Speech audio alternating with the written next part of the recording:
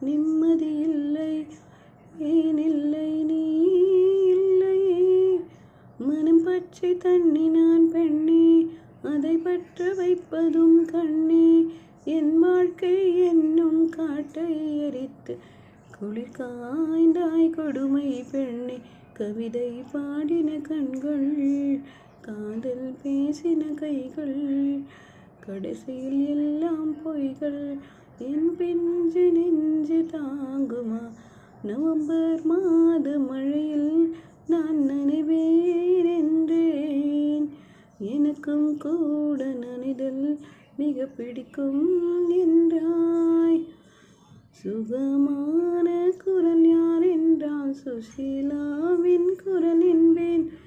எனக்கும் அந்த மயக்கம், கண்கள் மூடிய புத்த சிலை என் கனவில் வருவது